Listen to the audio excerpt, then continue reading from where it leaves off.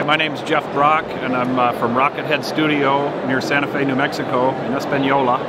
And about 2009, we took a 1952 Buick Super Riviera and decided to build a land speed race car out of it. We did it. We built this car in 3 months, me and two young men from Hernandez, New Mexico. And we took a 1950 Buick Roadmaster big block engine to Automotive Machine Services in Albuquerque and had them put some high performance upgrades in it. And yeah, we're running that 1950 big block with a stock crank, stock rods, stock cam with a comp grind on it, Arias pistons, which is that package really put together a nice engine. We run a 1965 Muncie close ratio transmission, 4-speed out of a 65 Vet. We got a 1969 T-Bird rear end in it. So we put that package together, long story short, and ran the car for the first time in 2009 and got the class record at 130. So now, but since then, every year, once a year, we've bumped that record, at least once a year. We have 6 records with her now, and her top exit speed is 171. And her record for the measured mile, the average through the mile twice, is 165.7. So that's beautiful. I mean, because I love Buicks, obviously, but just to get in your mind that you take one of the biggest, swankiest cars of the 50s, you keep the straight 8, and you do over 170. I mean, that's crazy. Yeah, it's crazy even to me, though. I'm as surprised or as pleased as anybody. It was. The adventure, the mission we went on was just to do it. When we realized that we could build a car in the inline engine class, build a coupe, we're a group of artists and we all chose the car because of its American classic beauty. It's unmatched. Because I have to say, I can tell that you're an artist because, I mean, all of the other cars, I mean, they're so cool, but they sort of reassemble each other, if you look in each class. Yeah, they're nice.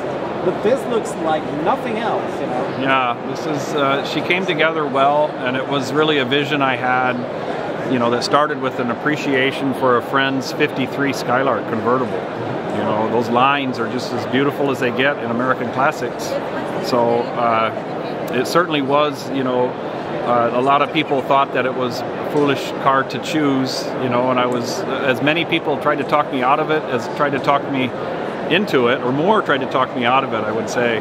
But being an artist, I really needed it to have aesthetic beauty.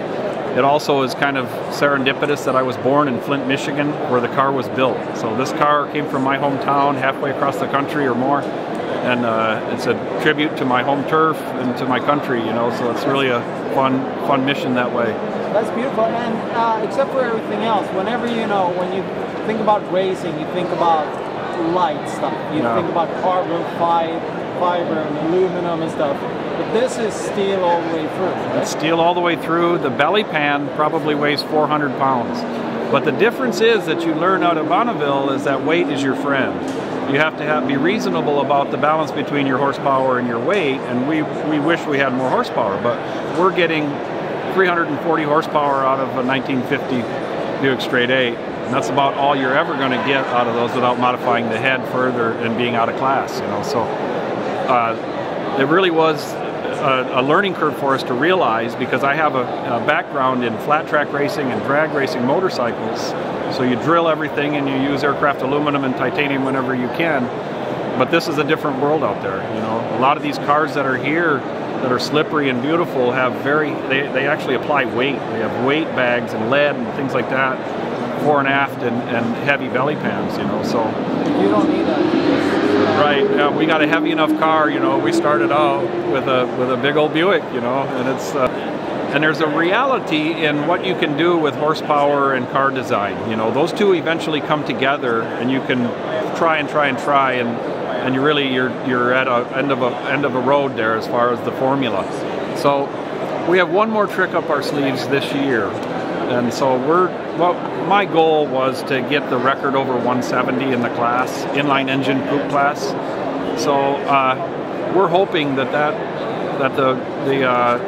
the header and the rerouting of the exhaust this year will get us over 170. We ran 168.7, but we had a headwind the next morning and we couldn't back it up.